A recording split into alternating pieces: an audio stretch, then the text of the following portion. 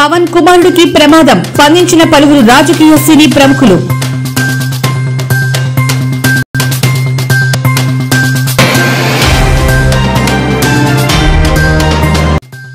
BRS silver Jubilee వేడుకలు జరుపుకునే వేదికను వెల్లడించిన BRS party working president KTR.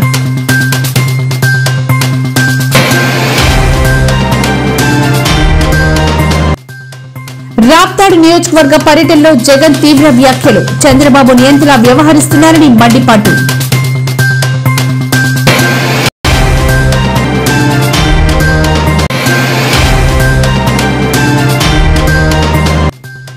Telangana ఆర్టీసీలో సమ్మె సైరన్. మే 7వ తేదీ మొదటి డ్యూటీ నుంచి విధులను బహిష్కరిస్తున్నట్లు వెల్లడి.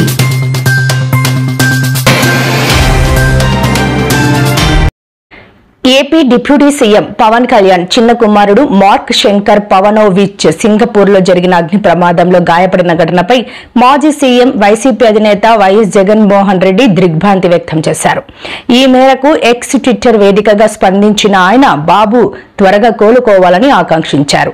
ఇక ఇప్పటికే ఈ ఘటనపై మంత్రి నారా లోకేష్, మాజీ మంత్రి కేటీఆర్, చిరంజీవి తదితరులు స్పందించారు. పవన్ కుమారుడు గాయపడటం పట్ల దిగ్భ్రాంతి వ్యక్తం చేశారు.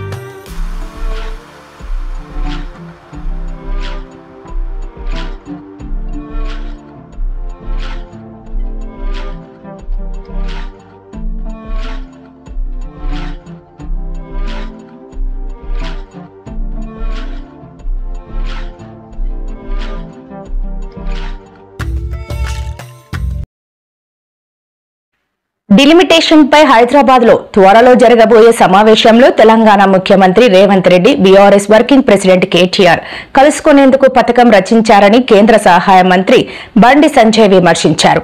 కేటీఆర్ జైలుకు వెళ్లకుండా రక్షించేది రేవంత్ రెడ్డేనని ఆయన ఆరోపించారు. ఈ మేరకు ఆయన ఒక ప్రకటన విడుదల చేశారు. టీఆర్, రేవంత్ రెడ్డి ఏకమై బీజేపీని దెబ్బతీసేందుకు మళ్లీ కుట్ర చేస్తున్నారని బండి సంజయ్ ధ్వజమెత్తారు.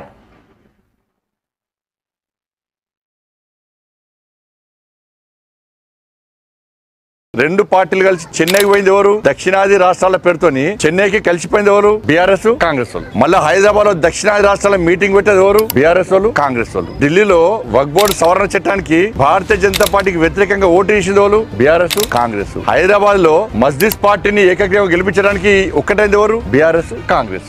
ఈ దేశాన్ని, ఈ తెలంగాణ రాష్ట్రాన్ని మస్జిద్ కబంధ హస్తాల నుంచి కాపాడే లక్ష్యంగా భారతీయ జనతా పార్టీ ఉన్నది. కానీ తెలంగాణ రాష్ట్రాన్ని మస్జిద్ కు అప్పయ్యపడానికి కాంగ్రెస్, బీఆర్ఎస్ లు పోటీ పడుతున్నాయి. అంటే ఇద్దరు పోటీ చేయలే. ఇద్దరు పోటీ చేయకుండా మస్జిద్ ఏకంగా గెలిపించడానికి ఈ తెలంగాణ రాష్ట్రాన్ని, హైదరాబాద్ భాగ్యనగరాన్ని మస్జిద్ కి అప్పయ్యపడం చూస్తే దాన్ని అడ్డుకోవడానికే భారతీయ జనతా పార్టీ ఉంది. మేము గెలుస్తాం కూడా. దేశ ద్రోహ పార్టీ మస్జిద్ పార్టీ. నేను మళ్ళీ చెప్తున్నా, శాసన మండలి ఎన్నికలు దేశ ద్రోహ పార్టీ అయిన మస్జిద్ పార్టీకి, దేశ భక్తుల పార్టీ అయిన భారతీయ జనతా పార్టీకి మధ్య జరుగుతున్న యుద్ధం.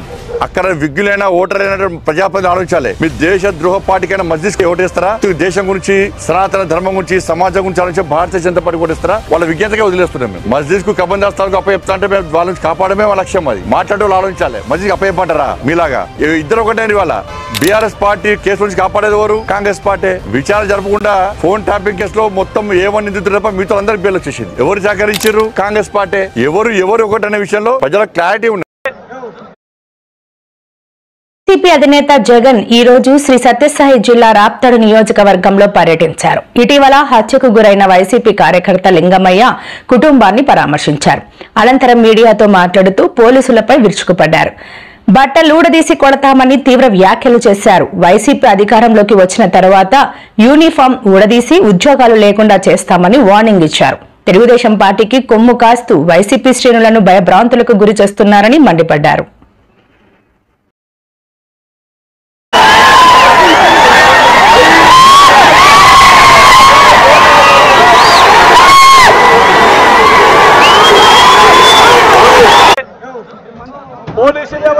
చంద్రబాబు నాయుడు గారిని మెప్పు కోసం ఎవరైతే పోలీసులు చంద్రబాబు నాయుడు గారి మెప్పు కోసం ఎవరైతే వాళ్ళ టోపీ మీద ఉన్న సింహాలకు సెల్యూట్ చేయకుండా చంద్రబాబు నాయుడు గారికి వాచ్మెన్ల కింద పనిచేస్తా ఉన్న ఆ ప్రతి పోలీస్ అధికారికి చెప్తా ఉన్నా, ఎల్లకాలం చంద్రబాబు నాయుడు గారి పరిపాలన సాగదు. చంద్రబాబు నాయుడు గారి పరిపాలన వస్తుంది. ప్రతి పోలీస్ అధికారికి కూడా చెప్తా ఉన్నా, మీ బట్టలు తీస్తామని చెప్పి ప్రతి పోలీస్ అధికారికి యూనిఫామ్ తీస్తాం, ప్రతి పోలీస్ అధికారికి యూనిఫామ్ తీస్తాం, శబ్దం నిలబెడతాం, దోషులుగా మిమ్మల్ని నిలబెట్టి మీ యూనిఫామ్ తీయించి మీకు ఉద్యోగాలు లేకుండా చేస్తామని కూడా ఈ సందర్భంగా ఇప్పటికైనా చెప్తా ఉన్నా, ప్రతి పోలీస్ అధికారిలో కూడా మార్పు తెచ్చుకోండి. ఎల్లకాలం ఇదే పరిపాలన సాగదు. మీరు చేసిన ప్రతి పనికి కూడా వడ్డీతో సహా లెక్కేసి మిమ్మల్ని దోషులుగా నిలబెట్టి మీతో కక్కిచ్చే కార్యక్రమం ఖచ్చితంగా చేస్తామని చెప్పి కూడా ఈ సందర్భంగా ప్రతి పోలీస్ అధికారికి కూడా చెప్తా ఉన్నాం.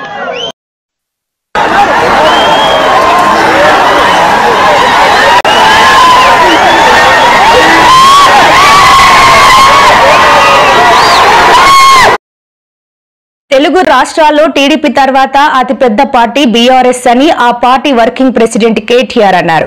తెలుగు రాష్ట్రాల్లో 25 ఏళ్ల ప్రస్థానాన్ని పూర్తి చేసుకున్నది టీడీపీ బీఆర్ఎస్ లే అని చెప్పారు. అందుకే బీఆర్ఎస్ సిల్వర్ జూబ్లీ వేడుకలు నిర్వహిస్తున్నామని తెలిపారు. బీఆర్ఎస్ సిల్వర్ జూబ్లీ వేడుకలు వరంగల్లో జరగనున్నాయి. దీనికి సంబంధించిన ఏర్పాట్లు వేగంగా జరుగుతున్నాయి. ఈ నేపథ్యంలో తెలంగాణ భవన్లో మీడియాతో మాట్లాడుతూ కేటీఆర్ ఈ వ్యాఖ్యలు చేశారు.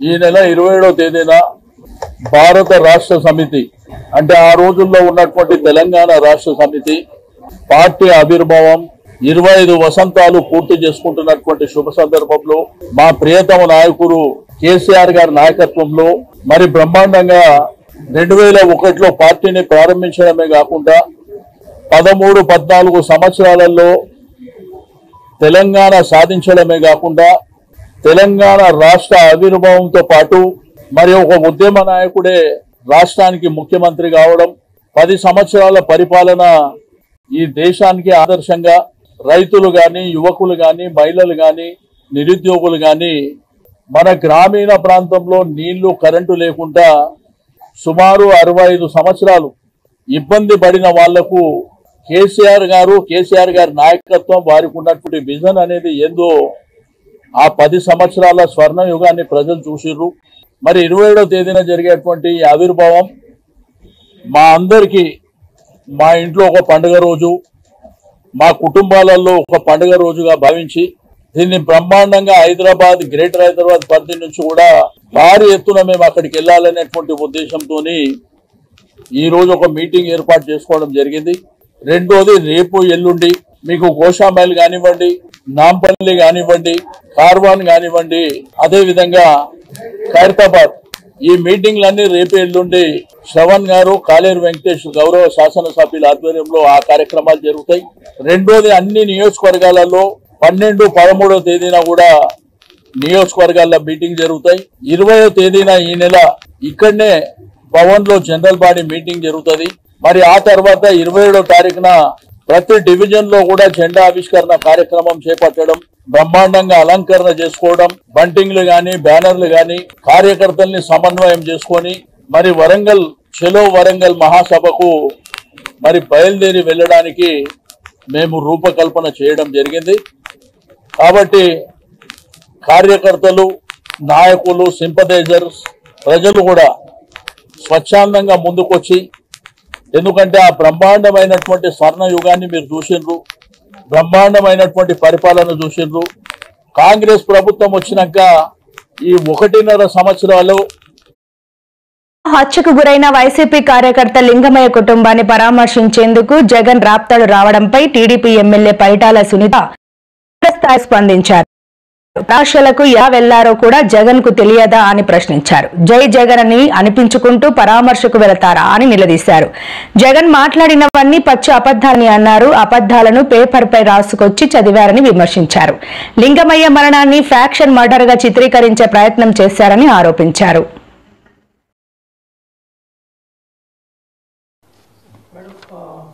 పోలీసులు ఉద్యోగస్తులు ఎవరైతే ఉన్నారో వాళ్ళు బట్టలు ఉడదీస్తానో ఒకసారి లేదంటే ఉద్యోగాలు ఉడదీస్తానని చెప్తున్న జగన్ ఇవాళ నాకు కనీస భద్రత కల్పించలేదు, అందుకే హెలికాప్టర్ కూడా సాంకేతిక లోపం అంటే విండ్ షీట్ ఏదో డ్యామేజ్ అయింది అని బై రోడ్ వెళ్ళాల్సి డ్యామేజ్ చేసుకొని వచ్చి ఉంటాడు ఆయనేను. వైసీపీ నాయకులు చెప్తున్నారు, వైసీపీ నాయకులే భద్రత లేదు మా జగన్ కి అని అంటే హెలికాప్టర్ ఏమైనా పగలగొట్టామా మేము?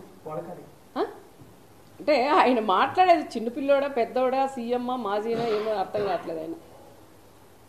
ఆయన ఒక పులివెందుల ఎమ్మెల్యే, ఆయన అంతమంది పోలీసుని పెట్టాల్సిన అవసరం లేదు. ఒక ఎస్ఐ, ఒక 4 కానిస్టేబుళ్ళు, ఒక సిఐ ఉంటే చాలు. ఇంతమంది మా వాళ్ళు కూడా మా డిపార్ట్మెంట్ కూడా అతి ఉత్సాహంగా ఇద్దరు ముగ్గురు ఎస్పీలని, డిఎస్పీలు, సిఐలు అక్కడ చిత్తూరు జిల్లా, మన కర్నూలు జిల్లా, అనంతపురం జిల్లా మొత్తం పోలీసులు అంటే తెచ్చి ఒక ఎమ్మెల్యేకి మనం మేము వెళ్తుంటామండి ప్రోగ్రాంలకు, అంత ఇస్తారా మాకు బందోబస్తు? ఒక డిఎస్పీ, ఒక ఎస్ఐ, ఒక సిఐ, కానిస్టేబుల్ ఉంటే కూడా ఈరోజు ఆ ప్రోగ్రాం అయిపోయింది. ఇది అతి ఉత్సాహంతో మా పోలీసులు కూడా అతి ఉత్సాహంతో రెడ్ కార్పెట్ వేసి వాళ్ళని ఆహ్వానించారు. పోలీసులు ఎక్కడా కూడా వాళ్ళని ఎవ్వరిని కూడా అడ్డుకోలేదు. ప్రతి ఒక్క కార్యకర్త వాళ్ళు అడ్డుకోకుండా వచ్చినారు. అడ్డుకో అంటే అంతమంది ఎవరు కూడా రారు. అనవసరంగా వాళ్ళ టీవీ వాళ్ళ ఛానళ్ళు ఉంటాయి కొన్ని, ఆ ఛానల్ సాక్షి వాళ్ళు అయితే మండలానికి ఎవరు వచ్చినట్లున్నారు, ప్రతి ఒక్క వీధుల్లోనూ పెడుతున్నారు. అడ్డుకున్నారు. ఎక్కడ అడ్డుకున్నారయ్యా? మీ సాక్షి వాళ్ళు ఎవరైతే ప్రెస్ వాళ్ళు ఉన్నారో దమ్ముల మీద చేసుకొని మీరు చెప్పగలరా జగన్ రెడ్డికి పోలీసులు అడ్డుకున్నారని? పోలీసులు అడ్డుకున్నారని అది జనాలు రాక ఆ రకంగా కూడా చెప్పుకున్నారు. రెండోది వచ్చేసి హెలికాప్టర్ ఏదో అద్దం చేయలేదు, ఎవరు తెలుసు అది? ఇంకా దాంట్లోకి ఎక్కినాక పరిటాల వాళ్ళు దాన్ని పగలగొట్టినాడని ఆ తోపు చెప్పలేదు. ఇంకా చెప్తాడేమో అది కూడాను, ఏదో పైనింటి రాయి ఇసిరిందాయమ్మా దానికి పోయిందని. నీకు తెలియదు హెలికాప్టర్ ఎట్లా ఉందనేది? అదే పనిగా నువ్వు రోడ్డు మీద పోవాల, బై రోడ్డు ఇట్లని జనాలందరికీ ఇట్లా చేతులు ఊపుకుంటూ పోవాలన్న ఆలోచనతోనే హెలికాప్టర్ చూపిస్తూ ఆయన ఈ విధంగా రోడ్ మ్యాప్ పోయినాడు. కానీ పోలీసులకి దీనికి ఎటువంటి సంబంధం లేదు. తెలంగాణ ఆర్టీసీ కార్మికులు సమ్మెకు సిద్ధమయ్యారు. వచ్చే నెల 6వ తేదీ అర్ధరాత్రి నుంచి సమ్మె ప్రారంభం కానుంది. ఈ మేరకు RTC joint action committee JAC నిర్ణయం తీసుకుంది. టీజీఎస్ఆర్టీసీ సంస్థ ఎండీ సజ్జనార్ కార్మిక శాఖ కమిషనర్ కు జేఏసీ నేతలు సమ్మె నోటీసు అందజేశారు. మే 7వ తేదీ మొదటి డ్యూటీ నుంచి విధులను బహిష్కరిస్తున్నట్లు వారు ఆ నోటీసులో పేర్కొన్నారు. కాంగ్రెస్ మేనిఫెస్టోలో పొందుపరిచిన అంశాలను అమలు చేయాలని వారు డిమాండ్ చేశారు. మే 7వ తారీఖు నాడు రాష్ట్ర వ్యాప్తంగా ఎన్నికల కోడ్ 28వ తారీఖు ఉంది. ఈ నెల 28వ తారీఖు వరకు కూడా ఎన్నికల కండక్ట్ ఉంది. కాబట్టి ఈ ఎన్నికల కోడ్ అయిపోయిన తర్వాత మే 7వ తారీఖు నాడు రాష్ట్ర వ్యాప్తంగా మొదటి డ్యూటీకి సమ్మెలోకి వెళ్తామని చెప్పేసి ఈ ప్రభుత్వం కాబట్టి ఈ సమ్మె లోపలనే సామరస్యపూర్వక చర్చలతోనే సమస్యలు పరిష్కరిస్తారా సై లేకపోతే మా కార్మిక శక్తి ఏంటో మరి మేము మా యొక్క ఉద్యమం ద్వారా ఈ ప్రభుత్వ ఏజెంట్లకు తెలియజేస్తామని చెప్పేసి చూస్తున్నాం.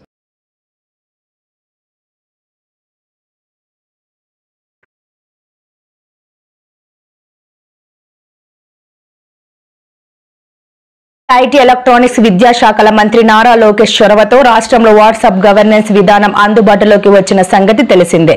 ఈ విధానాన్ని ప్రజల్లోకి మరింత బలంగా తీసుకెళ్లేందుకు ప్రభుత్వం సంకల్పించింది. ఈ నెల 15 నుంచి వాట్సాప్ గవర్నెన్స్ పై ప్రజలకు అవగాహన కలిగించే కార్యక్రమం చేపట్టనున్నారు. గ్రామ వార్డు సచివాలయ సిబ్బంది ఇంటింటికి వెళ్లి వాట్సాప్ గవర్నెన్స్ సేవలను ఎలా పొందాలనే విషయంపై ప్రజలకు వివరించనున్నారు.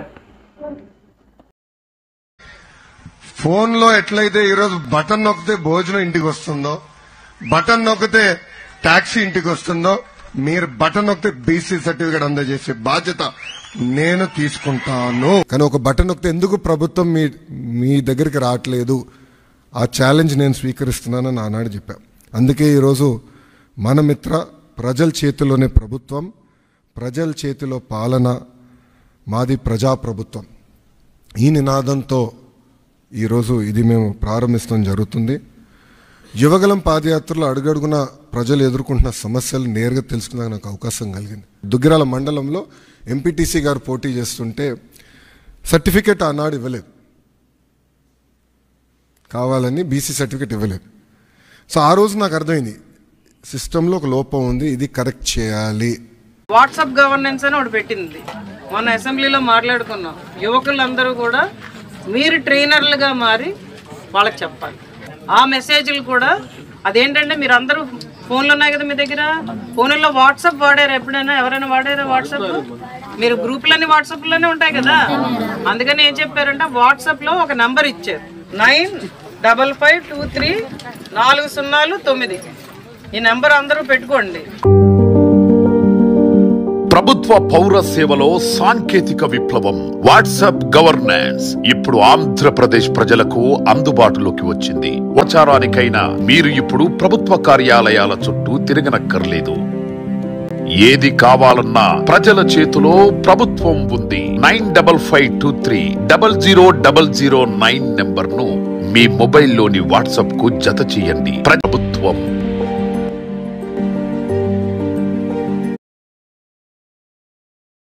వైసీపీ అధినేత జగన్ ఈ రోజు ఉమ్మడి అనంతపురం రాప్తాడు నియోజకవర్గంలో పర్యటించిన సంగతి తెలిసిందే. ఇటీవల హత్యకు గురైన లింగమయ్య కుటుంబాన్ని జగన్ పరామర్శించారు. వైసీపీ కార్యకర్తలు హెలీప్యాడ్ వద్దకు వచ్చారు. హెలీప్యాడ్ వద్ద హెలికాప్టర్ ల్యాండ్ కాగానే దాని మీదకు వైసీపీ కార్యకర్తలు దూసుకుపోయారు. దీంతో హెలికాప్టర్ స్వల్పంగా దెబ్బతింది. అదే హెలికాప్టర్లో బెంగళూరుకు వెళ్లడం సురక్షితం కాదని పైలట్లు జగన్ కు చెప్పారు. దీంతో రోడ్డు మార్గంలో బెంగళూరుకు ప్రయాణమయ్యారు.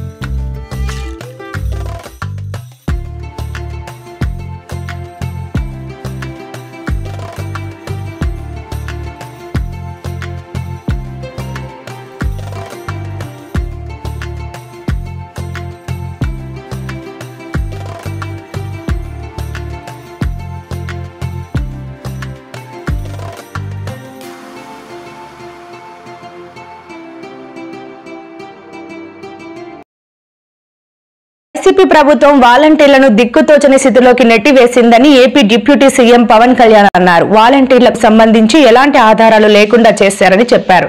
దాంతో కేబినెట్ లో మంత్రి నారా లోకేష్ తో చర్చించే అవకాశం కూడా లేకుండా పోయిందన్నారు. వాలంటీర్లకు గత ప్రభుత్వం జీతాలు ఎలా ఇచ్చిందో కూడా తెలియడం లేదని, జీతాలు ఎలా ఇచ్చారో వాలంటీర్ నాయకులను అడిగి తెలుసుకోవాలని ప్రజలను సూచించారు. వాలంటీర్ల పేరుతో ప్రభుత్వ ఉద్యోగులు అని చెప్పి మాయ చేశారని, 25,000 కోట్లు దోచేశారని పవన్ మండిపడ్డారు. నా పేరు దివ్యభారతి, నేను గ్రామవార్డ్ వాలంటరీ సార్. వాలంటరీ పదవి నుంచి తొలగిపోయాను సార్. మీ హయాంలో మాకేమైనా ఉపాధి అవకాశాలు కల్పిస్తారని కోరుకుంటున్నాను సార్. గౌరవ ముఖ్యమంత్రి నారా చంద్రబాబు నాయుడు గారు చెప్పినట్టుగా వాలంటీర్స్ ని కొనసాగిస్తామని చెప్పాం కదా. దాని అధికారులతో వెళ్ళి చూస్తే అసలు మీరు వాలంటీర్స్ ఎవరు కూడా ఏ విధంగా గవర్నమెంట్కి సంబంధం లేకుండా చేశారు. వైసీపీ వాలంటీర్స్ని వంచింది. ఉద్యోగాలు వాళ్ళకి ఏ విధమైన జీవో లేదు కదా, ఏ విధమైన జీవో ఇవ్వలేదు మీకు. తిరిగి ఇప్పుడు మనం ప్రభుత్వం మీకు ఒక పర్మిషన్ ఇచ్చి, గత ప్రభుత్వం ఇది అఫీషియల్గా ఇది ఇస్తే వాళ్ళు చాలా వంచనతో చేశారు. సో తిరిగి ఇప్పుడు తీసుకొద్దామంటే అసలు దానికి సంబంధించిన ఏ విధమైన పేపర్ వర్క్ లేదు, అదే మన నారా లోకేష్ గారు, గౌరవ మంత్రి నారా లోకేష్ గారు కూడా మేము అందరూ మాట్లాడుకుంటాం అంటే క్యాబినెట్లో ఇది ప్రస్తావనకు వచ్చింది. నేను 2-3 సార్లు ప్రస్తావిస్తేనే అసలు కూర్చోబెట్టి ఏ జీవో అసలు మీరు ఇలా అధికారికంగా ఉన్నారనేది ఎక్కడ అసలు దానికి దాఖలు లేవు. మీకు గవర్నమెంట్ నుంచి శాలరీస్ రాలా, వాలంటీర్స్ అందరికీ కూడా మీరు చూస్తే గవర్నమెంట్ నుంచి శాలరీస్ రాలా. ఇది గవర్నమెంట్ ఉద్యోగాల్లాగా మీకు మిమ్మల్ని భ్రమింపజేసి గవర్నమెంట్ ఉద్యోగాలు లేదు. అది లోపలికి వచ్చాక మాకు అర్థమైంది అసలు గవర్నమెంట్ ఉద్యోగాలు కాదు ఇది. వాళ్ళు ఏం చెప్పారు, ప్రభుత్వ ఉద్యోగాలు కాదు అవి. సో అందుకని దానికి ఏం చేయాలి, ఎలా చేయాలి అనేది ఒకసారి మన అధికారులతో మాట్లాడుతాను. అసలు గవర్నమెంట్ ఉద్యోగాలు కాని వాటికి ఎట్లా చేయాలి ఏంటి అనేది ఇది ఒకసారి గత ప్రభుత్వం చేసిన తప్పు. కానీ వీటన్నిటికీ మించి మీరు బీఈడీ చదివారా? మీరమ్మా డిగ్రీ చేశారా?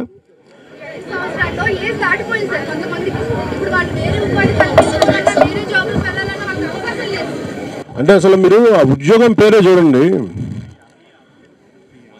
వాలంటీర్ అంటేనే ఇష్టంగా రావడం, అంతేగాని దాని వెనక మీరు అప్పుడు ప్రభుత్వం పెట్టినప్పుడు చాలా తెలివిగా పెట్టారు. రేపు పొద్దున మీరు గట్టిగా మా ఉద్యోగం అంటే ఉద్యోగం కాదు, మీరు వాలంటీర్ చేశారు, ఇష్టపూర్వకంగా వచ్చారు, మీరు సేవ చేస్తానని వచ్చారు తప్ప దానికి తగ్గట్టుగా అది జీతం అని పెట్టలేదు. దానికి ఏంటంటే ఆందోళనమో గ్రాట్యుటీ అని పెట్టారు.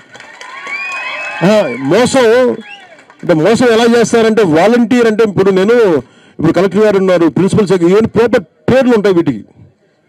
క్లాస్ 4 ఎంప్లాయ్, క్లాస్ 3 ఎంప్లాయ్, దీనికి ఏమీ లేదు. వాలంటీర్గా నేను ఇష్టపడి రెడ్ క్రాస్ వాలంటీర్స్ ఎలాగో విలేజ్ వాలంటీర్స్, విలేజ్ బాగు కోసం మేము వస్తాం, దానికి గౌరవార్థం మేము మీకు కొంత డబ్బిస్తాం. అది కూడా ఎలాగా వాళ్ళ ఇష్టానికి. అది కూడా ప్రభుత్వంలో ఫైనాన్స్ శాఖలో ఎక్కడా కూడా దీనికి ఒక హెడ్ ఉండదు, దానికి ఏం కేటాయించలేదు దానికి. సో చాలా తెలివిగా ఉద్యోగాలు ఇచ్చినట్టుగా ఇచ్చి ఒకలాగా మనకి చదువుకున్న యువతని వంచారు.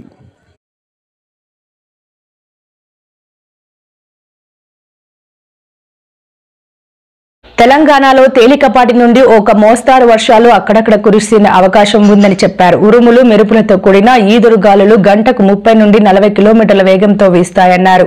నేడు రేపు ములుగు, భద్రాద్రి కొత్తగూడెం, ఖమ్మం, నల్గొండ, సూర్యాపేట, మహబూబాబాద్, రంగారెడ్డి, హైదరాబాద్, మేడ్చల్, మల్కాజ్గిరి, వికారాబాద్, మహబూబ్ నగర్, నాగర్ కర్నూలు, వనపర్తి, నారాయణపేట, జోగులాంబ, గద్వాల్ జిల్లాలలో అక్కడక్కడ వర్షాలు కురిసే ఛాన్స్ ఉందన్నారు.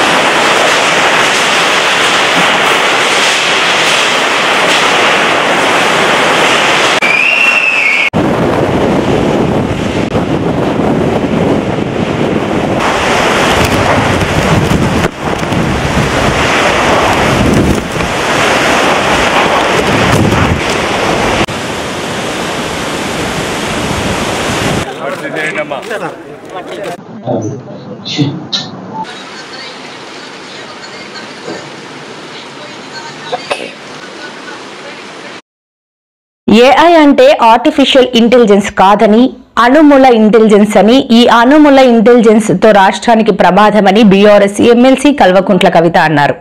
అసెంబ్లీ ఆవరణలో పూలే విగ్రహం ఏర్పాటుకై కవిత మంగళవారం ఇందిరా పార్క్ వద్ద నిరాహార దీక్ష చేశారు.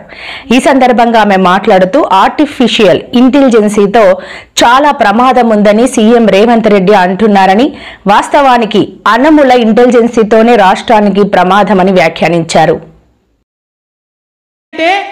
ప్రమాదం ఉందని హెచ్సియులో మనమేమో చేసినామని నిన్ననే మళ్ళా సీఎం గారు చెప్పిండ్రు. నాకైతే ఏమనిపిస్తుందంటే, ఇగో ఇది చూస్తుంటే ఆర్టిఫిషియల్ ఇంటెలిజెన్స్ అంటే ఏఐ అంటే ఆర్టిఫిషియల్ ఇంటెలిజెన్స్ కాదు, ఏఐ అంటే అనుమూల ఇంటెలిజెన్స్. ఏఐ అంటే అనుమూల ఇంటెలిజెన్స్. ఈ అనుమూల ఇంటెలిజెన్స్ వాడి మా కులగణను తప్పుతో పట్టించి బీసీ కులాలకు అన్యాయం చేసే ప్రయత్నం జరుగుతుంది తప్పితే ఇంకోటి కాదు. కాబట్టి ఈ అనుమూల ఇంటెలిజెన్స్ మొత్తం రాష్ట్రంలో విధ్వంసం సృష్టిస్తున్నది. అనుమూల ఇంటెలిజెన్స్ పక్కకు జరిగితే తప్ప రాష్ట్రం బాగుపడే పరిస్థితి కనబడతలేదు. అది కులగణన కావచ్చు, హెచ్సియు కావచ్చు, ఇంకోటి కావచ్చు.